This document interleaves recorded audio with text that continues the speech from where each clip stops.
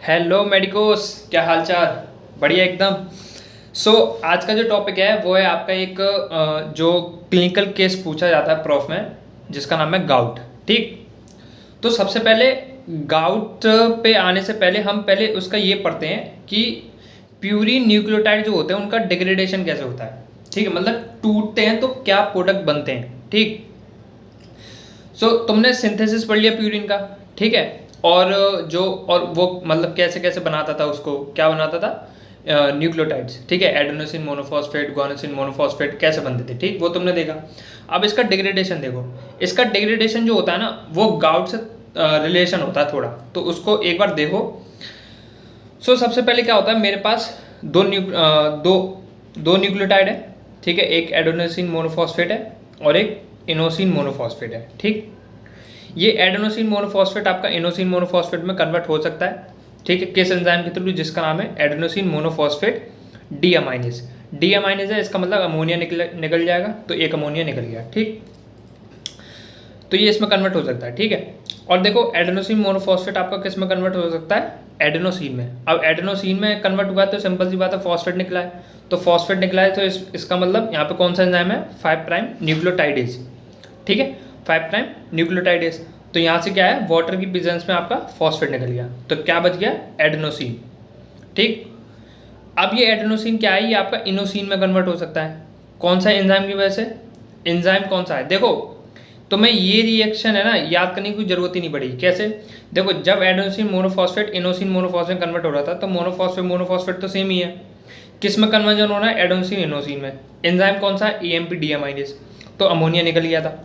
ऐसे ही यहाँ पे एडेनोसिन इनोसिन में कन्वर्ट हो रहा है, तो फॉस्फेट से कंफ्यूज मत होना। ठीक है, तो एडेनोसिन इनोसिन में कन्वर्ट हो रहा है, तो एंजाइम कौन सा है, एडेनोसिन डीअमाइनेज। यहाँ से भी क्या निकल जाएगा, अमोनिया निकल जाएगा। ठीक। अब हमारे पास ये बन गया इनोसिन। अब ये इनोसिन क्या करेगा, ये इनोसिन कन्वर्ट होगा किसमें, हाइपोजेंथिन में। किसमें, हाइपोजेंथिन में। अब ये इनोसिन में क्या है, यहाँ पे राइबो शुगर है, और हाइपोजेंथिन के पास राइबो शुगर नहीं है। तो इसका मतलब मुझे जब इनोसिन से हाइपोजेंथिन में कन्वर्ट होना, तो यहाँ से मुझे राइबो शुगर निकालनी है। तो कैसे निकालूंगा, किस एंजाइम के थ्रू, प्यूरिन न्यूक्लियोसाइड फॉस्फोराइलेज। देखो, है तो ये प्यूरिन, और क्या है, न्यूक्लियोसाइड है। न्यूक्लियोटाइड तो है नहीं। न्यूक्लियोटाइड कब बोलते हैं इसको, जब इसमें फॉस्फेट जुड़ा होगा।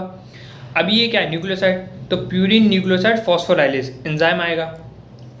ठीक है, वो क्या करेगा, फॉस्फेट की प्रेजेंस में वो क्या करेगा, इसमें से राइबोज निकाल लेगा। ठीक है, राइबोज निकाल लेगा। और अब देखो, फॉस्फेट का यूज़ हो रहा है ना, सिंपल सी बात है, इनोसिन में। तो इनोसिन से राइबोज शुगर निकाल दी, और वो फॉस्फेट कहाँ जुड़ गया, राइबोज में, तो राइबोज 1 फॉस्फेट बन गया। अब जो इनोसिन था किस में कन्वर्ट हो गया, हाइपोजेंथिन में। अब ये हाइपोजेंथिन जो है किस में कन्वर्ट होगा, जेंथिन में। एंजाइम कौन सा आएगा, जेंथिन ऑक्सीडेज। ठीक। किसकी प्रेजेंस में काम होगा ये, ऑक्सीजन वाटर आपस में मिलकर क्या बनाएंगे, हाइड्रोजन परऑक्साइड। अब ये जेंथिन आपका किस में कन्वर्ट होगा, यूरिक एसिड में। एंजाइम कौन सा आएगा, जेंथिन ऑक्सीडेज। यहाँ पे भी क्या होगा, ऑक्सीजन और वाटर प्रेजेंस में परऑक्साइड बनेगा, हाइड्रोजन परऑक्साइड। अब ये एडेनोसिन मोनोफॉस्फेट का देख लिया तुमने, इनोसिन मोनोफॉस्फेट का देख लिया, अब गुआनोसिन मोनोफॉस्फेट का देख लो। गुआनोसिन मोनोफॉस्फेट किस में कन्वर्ट होगा, गुआनोसिन। एंजाइम कौन सा है, 5 प्राइम न्यूक्लियोटाइडेज। ठीक। देखो, जब तुम एडेनोसिन मोनोफॉस्फेट से एडेनोसिन जा रहे हो, तो एंजाइम वही लगेगा, 5 प्राइम न्यूक्लियोटाइडेज। ठीक। और गुआनिन मोनोफॉस्फेट से गुआनोसिन में जा रहे हो, तो 5 प्राइम न्यूक्लियोटाइडेज लगेगा, सेम एंजाइम। H2 की प्रेजेंस में फॉस्फेट निकल गया। अब ये गुआनोसिन आपका गुआनिन में कन्वर्ट होगा। क्या ये न्यूक्लियोसाइड है, न्यूक्लियोटाइड तो नहीं है, और प्यूरिन है, तो purine nucleoside phosphorylase. Guanosine guanine में क्या अंतर है, राइबो शुगर का, है ना, इसमें राइबो शुगर है, तो क्या होगा, फॉस्फेट आएगा, वो क्या करेगा, ये एंजाइम क्या करेगा, राइबोज निकलवा देगा। ठीक है, और वो फॉस्फेट राइबोज में जोड़ देगा, तो क्या बन गया, राइबोज 1 फॉस्फेट। और गुआनोसिन किस में कन्वर्ट हो गया, गुआनिन में। अब ये गुआनिन आपका किस में कन्वर्ट होगा, जेंथिन में, इन द प्रेजेंस ऑफ गुआनेज। तो H2O की प्रेजेंस में आपका अमोनिया यहाँ निकल जाएगा। फिर ये जेंथिन आपका किस में कन्वर्ट हो जाएगा, यूरिक एसिड में। तो इतना समझ आया। तो इसका मतलब हमारा जो मेन प्रोडक्ट जो होता है, प्यूरिन न्यूक्लियोटाइड का जब डिग्रेडेशन होता है, तो मेन प्रोडक्ट जो बनता है वो आपका यूरिक एसिड बनता है। ठीक। ठीक। अब आओ तुम गाउट पे। Gout, what is gout. देखो, गाउट एक क्या है कि गाउट का मतलब होता है कि increase level of uric acid in the blood. ठीक है, तो जब यूरिक एसिड का लेवल बॉडी में बढ़ने लगता है ना, ठीक है, तो उसको हम हाइपर यूरिसीमिया बोलते हैं। ठीक है, क्या बोलते हैं? Hyper uricaemia. उसी, ठीक है, तो गाउट यही होता है कि increase level of uric acid in the blood. ठीक, और ब्लड में जॉइंट्स में इकट्ठा हो जाता है, ठीक है, और बाकी अलग सॉफ्ट टिश्यू में इकट्ठा हो जाता है। ठीक है, तो इन्हीं सबको मिला के मतलब यूरिक एसिड का लेवल बढ़ जाना ब्लड में, जॉइंट्स में, ठीक है, और आपके सॉफ्ट टिश्यू में, इसी को गाउट बोलते हैं। ठीक, और क्या होता है देखो, अब इसमें क्या होता है कि यूरिक एसिड इकट्ठा हो रहा है। ठीक, तो यूरिक एसिड क्या करते हैं, जो यूरिक एसिड होते हैं ना वो आपस में क्या करते हैं, क्रिस्टल बनाते हैं। ठीक है, यूरिक एसिड के क्या बनते हैं, क्रिस्टल बनते हैं। तो वो यूरिक एसिड के जो क्रिस्टल होते हैं वो कहाँ इकट्ठे हो जाते हैं, साइनोवियल फ्लूइड ऑफ जॉइंट्स में। ठीक, जिसके जैसे ही वहाँ पे वो इकट्ठे होने लगते हैं तो वहाँ से क्या होता है, इन्फ्लेमेशन, मतलब वहाँ उस प्रोसेस पे वहाँ पे इन्फ्लेमेशन स्टार्ट होने लगता है। जैसे ही इन्फ्लेमेशन स्टार्ट होने लगता है तो क्या होता है वहाँ पे, एक्यूट अर्थराइटिस। देखो अभी तुम्हें समझ नहीं आया होगा, बस अभी ये समझो कि जो साइनोवियल फ्लूइड जॉइंट जो होते हैं उसमें आपका यूरिक एसिड का लेवल, यूरेट क्रिस्टल जो है वो इकट्ठे हो जाते हैं, जिसकी वजह से क्या होता है वहाँ पे इन्फ्लेमेशन होता है। ठीक, इन्फ्लेमेशन होता है तो इन्फ्लेमेशन होगा तो वहाँ पे इन्फ्लेमेशन की वजह से क्या होगा फिर, एक्यूट अर्थराइटिस। ठीक, अब देखो टोफाई क्या होता है, टोफाई होता है आपके यूरेट क्रिस्टल डिपोजिशन। ठीक है, जो गाउट जो होता है, जो मोस्ट कॉमन आपको देखने मिलता है वो आपके डिस्टल जॉइंट्स ऑफ फुट में देखने मिलता है। ठीक, मोस्ट कॉमन जो होता है गाउट वो आपका डिस्टल जॉइंट्स ऑफ फुट में देखने मिलता है। अब इसके टाइप्स ऑफ कॉजेज क्या हैं?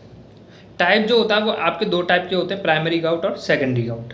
ठीक है, प्राइमरी गाउट के मतलब प्राइमरी गाउट किन किन वजह से होता है वो देखो, सेकेंडरी गाउट जो होता है वो किन किन वजह से होता है वो कारण देखो। तो सबसे पहला कारण है प्राइमरी गाउट के कॉजेज क्या है, आपके एबनॉर्मल पीआरपीपी सिंथेटेज। आइए मैं समझाऊंगा पूरा। देखो एबनॉर्मल पीआरपीपी सिंथेटेज तुमने एंजाइम पढ़ा हुआ है, किसमें, प्यूरिन सिंथेसिस में पढ़ाया है मैंने। ठीक है, तो उसमें क्या होता है कि जब पीआरपी मतलब एबनॉर्मल का मतलब क्या, मतलब पीआरपीपी सिंथेटेज की एक्टिविटी बढ़ गई है। मतलब पहले तो नॉर्मल एक्टिविटी थी उसकी कि हाँ राइबोज शुगर आ रहा था, उसको वो पीआरपीपी में कन्वर्ट कर रहा था, सिंपल सी बात है। ठीक है, तो अब क्या होता है कि मान लो इस पीआरपीपी सिंथेटेज की एक्टिविटी बढ़ गई, मतलब इस एंजाइम की एक्टिविटी बहुत ज़्यादा हो गई, तो क्या करेगा, अगर इसकी एक्टिविटी बहुत ज़्यादा होगी तो जो राइबोज शुगर होगी वो आपका ज़्यादा क्या बनाएगा, राइबोज शुगर जो होगी वो आपका किस में चले जाएगा, मतलब ज़्यादा से ज़्यादा प्यूरिन न्यूक्लियोटाइड बनेंगे, और ज़्यादा से ज़्यादा प्यूरिन न्यूक्लियोटाइड बनेंगे। ठीक, तो क्या होगा फिर, ज़्यादा से ज़्यादा प्यूरिन न्यूक्लियोटाइड बनेंगे तो ये मान लो ये ज़्यादा बना, इनोसिन मोनोफॉस्फेट ज़्यादा बना, तो ये रिएक्शन चलेगी, ये रिएक्शन चली, ये रिएक्शन चली, तो यहाँ तक पहुँच गया, तो क्या ज़्यादा बन गया, यूरिक एसिड। ठीक है, तो पहला समझ आया। दूसरा है एबनॉर्मल ग्लूटामीन पीआरपीपी एमाइडो ट्रांसफरेज। ठीक है, देखो अगर इसकी भी एक्टिविटी बढ़ गई, ग्लूटामीन पीआरपीपी एमाइडो ट्रांसफरेज, ठीक है, तो क्या होगा, प्यूरिन सिंथेसिस बढ़ जाएगा। प्यूरिन सिंथेसिस बढ़ जाएगा तो सिंपल सी बात है, तो क्या होगा, ये चीज़ें होंगी, यूरिक एसिड का लेवल बढ़ेगा। ठीक,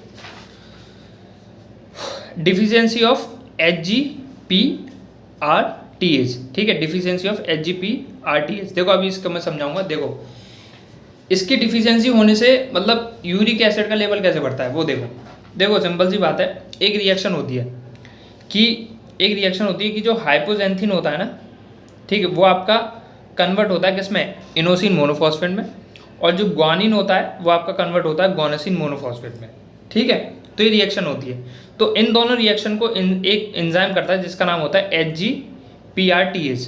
ठीक है, और यहाँ पे ये क्या है, शुगर जोड़ने पड़ते, तो PRPP आएगा, पायरोफॉस्फेट निकल जाएगा, और यहाँ पे शुगर जुड़ जाएगी। ठीक है, तो हाइपोजेंथिन जब IMP में कन्वर्ट होता है, इनोसिन मोनोफॉस्फेट क्या है, एक पेरेंट न्यूक्लियोटाइड है, ग्वानिसिन मोनोफॉस्फेट क्या है, एक न्यूक्लियोटाइड है, सिंपल सी बात है।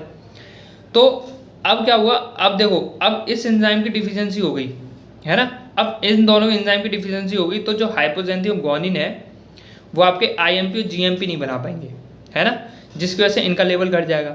अब इनका लेवल घट जाएगा तो क्या होगा, अब ये बना नहीं पाएंगे, तो ये क्या करेंगे, ये सोचेंगे भैया हमें तो कहीं ना कहीं तो जाना ही है, मतलब हमें किसी ना किसी में कन्वर्ट तो होना ही है, हम तो ऐसे तो रहेंगे नहीं। तो ये क्या सोचेंगे, भैया हमारे पास एक और ऑप्शन है कि हम कि हम किस में कि हम अपने आप को तोड़ दे रहे हैं, ठीक है, तो डिग्रेडेशन पार्ट में जाएंगे। तो डिग्रेडेशन पार्ट में जाएंगे तो कौन सा, हाइपोजेंथीन है, टूटेगा जेंथिन में, जेंथिन में टूटेगा तो यूरिक एसिड बनाएगा, ठीक है, इतना समझ आया। ग्वानिन है, ग्वानिन जेंथिन में जाएगा, जेंथिन में जाएगा तो यूरिक एसिड बनाएगा, है ना। तो डिफिशियंसी ऑफ HGPRTase की वजह से आपका यूरिक एसिड लेवल बढ़ने लगता है। अब ग्लूकोज 6 फॉस्फेटेज डिफिशियंसी वजह से क्या होता है, देखो कैसे मतलब कैसे यूरिक एसिड लेवल बढ़ता है इससे। देखो ये ग्लूकोज 6 फॉस्फेट है, नॉर्मली ग्लूकोज 6 फॉस्फेट आपका किस में कन्वर्ट हो रहा था, ग्लूकोज में कन्वर्ट होता था, मतलब ग्लूकोनियोजेनेसिस हो रहा था इसमें, ठीक है। मान लो एंजाइम कौन सा था, ग्लूकोज 6 फॉस्फेटेज, ये मैंने पढ़ा रखा है एंजाइम का नाम, ठीक है, एंडोप्लाज्मिक रेटिकुलम में पाया जाता है ना।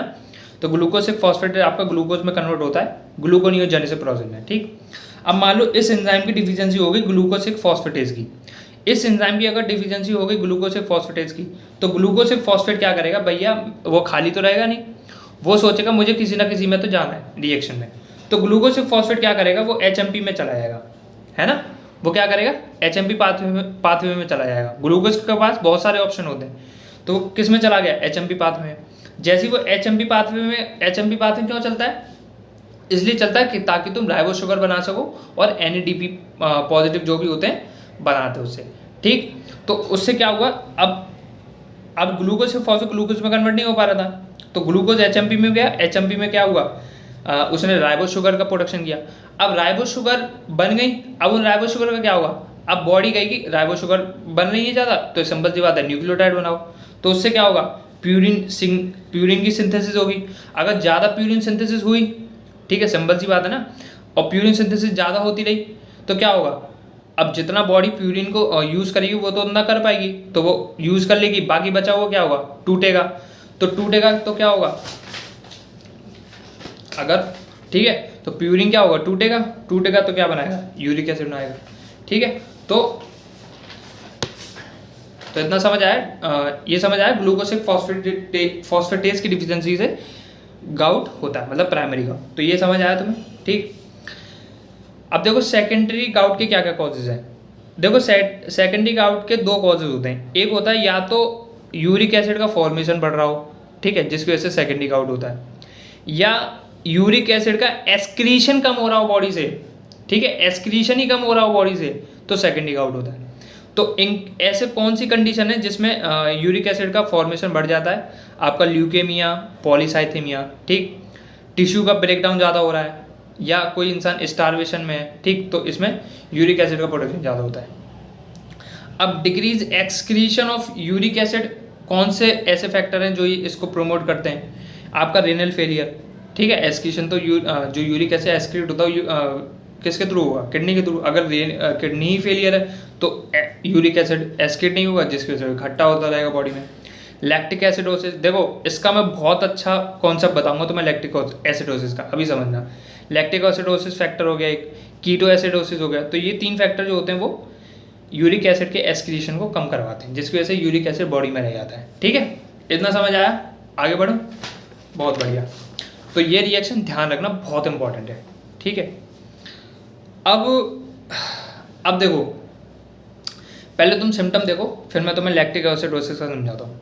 तो गाउट के सिम्टम क्या होते हैं, पहला सिम्टम क्या है, गाउट्री नहीं है, गाउटी एथराइटिस, ठीक है, जिसमें क्या होता है, due to abnormal deposition of sodium urate crystal, joint में होता है, जॉइंट में इकट्ठा होने लगते हैं कौन से क्रिस्टल, सोडियम यूरेट क्रिस्टल, जिसकी वजह से क्या होता है, पेन होता है, इन्फ्लेमेशन होता है और स्वेलिंग होती है। यूरिनरी कैलकुलाई, मतलब आपका जो डिपोजिशन यूरेट क्रिस्टल होते हैं वो किडनी ट्यूबल्स में इकट्ठे होने लग जाते हैं, जिसकी वजह से रीनल फेलियर होता है, ठीक। तो ये गाउट के सिम्टम है। अब एक और चीज़ समझो कि गाउट के प्रेसिपिटेटिंग फैक्टर कौन होते हैं, मतलब प्रेसिपिटेटिव फैक्टर मतलब ये है कि ऐसे कौन से फैक्टर हैं जो यूरिक एसिड को प्रेसिपिटेट करने में हेल्प करते हैं, मतलब वो आपके बॉडी में ही रहें, ठीक है।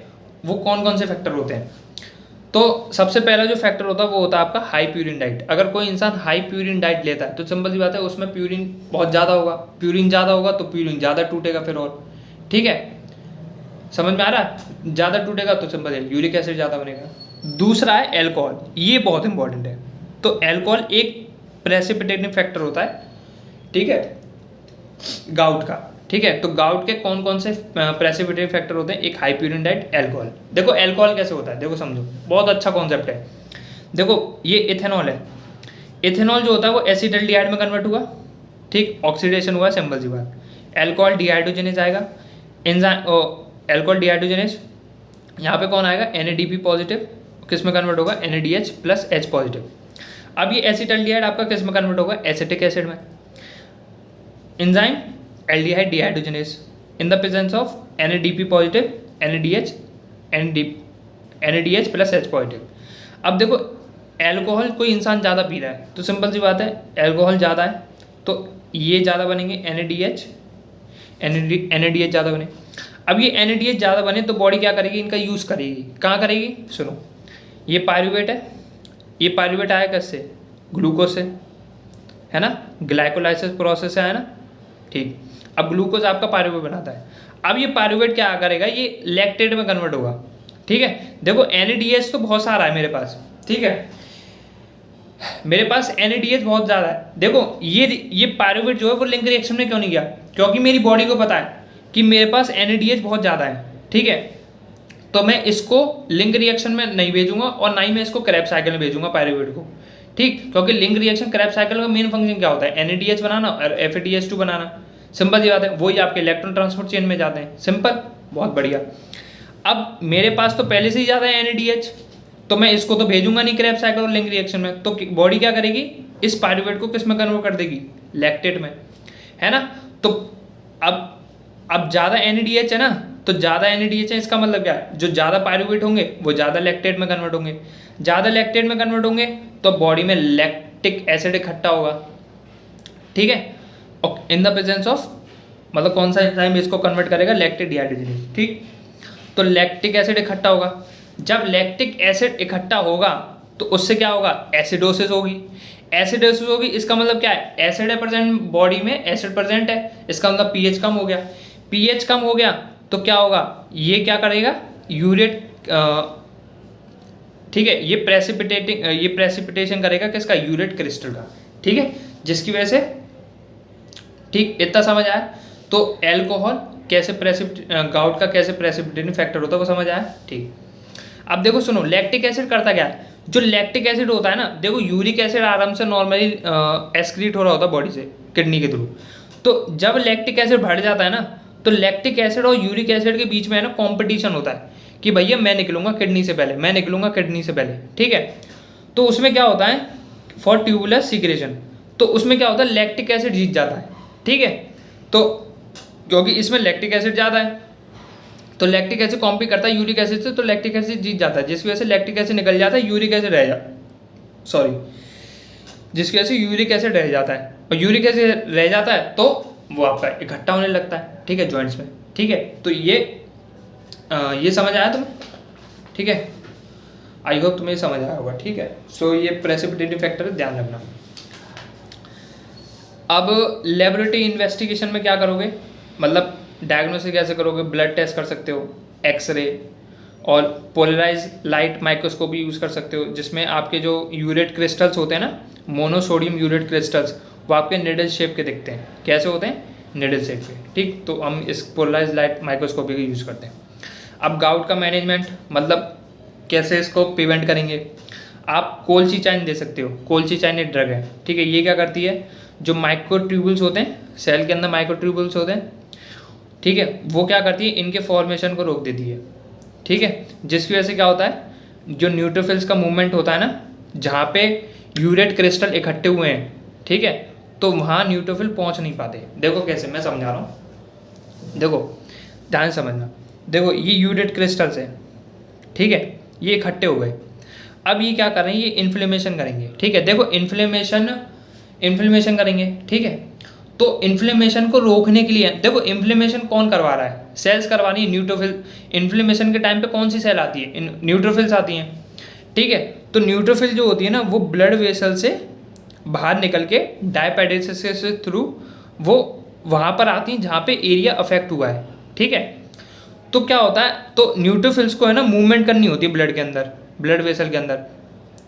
तो अगर ये मूवमेंट रुक गया, न्यूट्रोफिल का मूवमेंट अगर ये रुक गया तो सिंपल सी बात है, ये अफेक्टेड एरिया में नहीं पहुंच पाएंगी।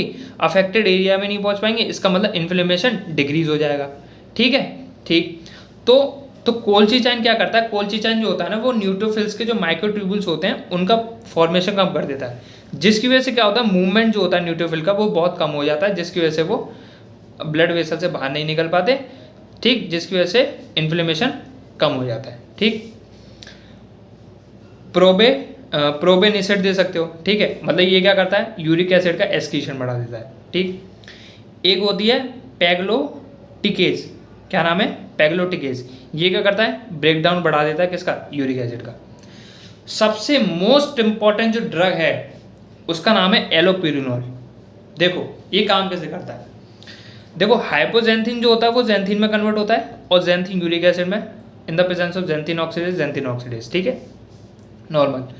अब देखो जो एलोपिरिनोल होता है ना, ये स्ट्रक्चर एनालॉग होता है हाइपोजेंथिन का। स्ट्रक्चर एनालॉग का मतलब क्या है कि हाइपोजेंथिन और एलोपिरिनोल का स्ट्रक्चर दोनों का सेम होता है। ठीक है, अब दोनों का स्ट्रक्चर सेम है तो जेंथिन ऑक्सीडेज क्या करेगा, हाइपोजेंथिन के बजाय हाइपोजेंथिन को छोड़ देगा वो। ठीक है, तो वो क्या करेगा, जैसे ही हम एलोपिरिनोल बॉडी में इंजेक्ट मतलब डालेंगे, देंगे बॉडी में, ठीक है, तो जेंथिन ऑक्सीडेज क्या करेगा, वो एलोपिरिनोल को किस में कन्वर्ट कर देगा, एलोजेंथिन में। तो जेंथिन ऑक्सीडेज ने क्या सोचा, अरे ये तो हाइपोजेंथिन ही तो है, देखो दोनों का स्ट्रक्चर सेम है, तो जेंथिन ऑक्सीडेज क्या सोचेगा एलोपिरिनोल के बारे में, ये तो हाइपोजेंथिन है ना। तो जेंथिन ऑक्सीडेज क्या करेगा, एलोपिरिनोल को किस में कन्वर्ट कर देगा, एलोजेंथिन में। अब जेंथिन ऑक्सीडेज सोचा भैया गलती हो गई, क्यों, क्योंकि उसने एलोजेंथिन बनवा दिया किससे, एलोपिरिनोल से। और ये एलोजेंथिन जो होता है ना, ये आपका स्ट्रॉन्ग इनहिबिटर होता है जेंथिन ऑक्सीडेज का। तो ये क्या करेगा, ये एलोजेंथिन आपका जेंथिन ऑक्सीडेज को इनहिबिट कर देगा, मतलब काम बंद इसका। अब ठीक है, जैसे इसको इनहिबिट कर देगा तो क्या होगा, अब जितने भी जैसे AMP है, IMP है, ये बना रहे होंगे हाइपोजेंथिन। अब ये तो इनहिबिट हो गया, तो हाइपोजेंथिन जो होगा वो किस में कन्वर्ट नहीं हो पाएगा, जेंथिन में। जेंथिन नहीं बनेगा तो यूरिक एसिड नहीं बनेगा, जिसकी वजह से, ठीक है, इतना समझ आया। और ये जो इनहिबिशन होता है ना, ये कौन से टाइप का इनहिबिशन होता है, सुसाइडल इनहिबिशन। ये मैं तुम्हें एंजाइम में पढ़ाऊंगा बहुत अच्छी तरह। सबसे बढ़िया इनहिबिशन जो होता है ना, वो आपका सुसाइडल इनहिबिशन होता है। ठीक है, तो ये कॉन्सेप्ट ध्यान रखना है। ठीक है, इतना समझ आया। सो आई होप तुम्हें एक डाउट समझ आया होगा। ठीक है, सो कमेंट सेक्शन में ज़रूर बताना मुझे, ठीक है, कि तुम्हें अच्छा लगा कि नहीं। सो तब तक के लिए बाय बाय। ठीक है, पढ़ाई करते रहो। All the very best, good night.